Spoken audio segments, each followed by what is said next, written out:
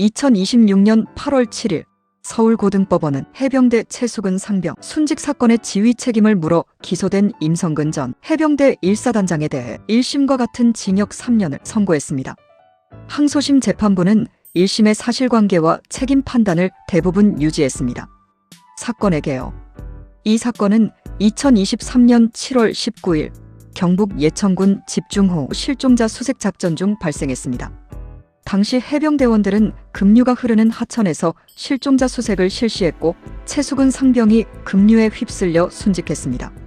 이후 안전장비 없이 무리한 수중 수색을 지시했다는 의혹이 제기되면서 군 지휘부에 대한 수사가 시작됐습니다. 임성근 전 사단장 혐의. 검찰과 특검은 임 전 사단장이 다음과 같은 책임이 있다고 판단했습니다.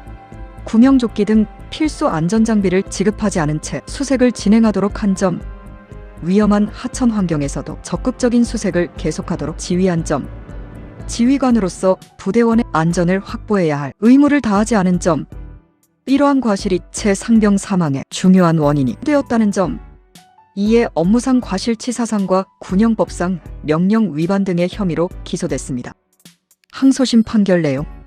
항소심 재판부는 다음과 같이 판단했습니다.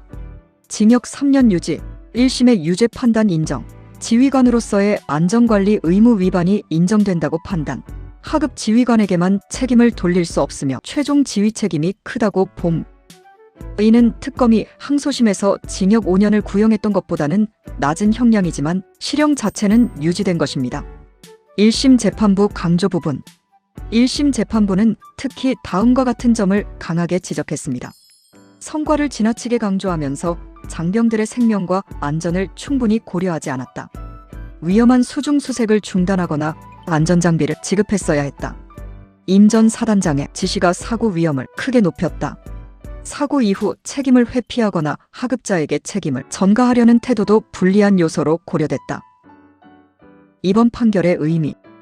이번 판결은 군 지휘관의 안전 책임을 엄격하게 인정하고 단순한 작전 실패가 아니라 지휘관의 안전관리 의무 위반에 대한 형사 책임을 인정한 사례입니다. 또한 사건 이후 제기된 수사외압 의혹은 별개의 사안이며 이번 판결은 순직 사고에 대한 지휘 책임만을 다룬 것입니다. 대법원 판단 가능성. 임 전 사단장 측이 상고할 경우 사건은 대법원으로 넘어가 최종 판단을 받게 됩니다. 상고 여부는 아직 확정되지 않았습니다.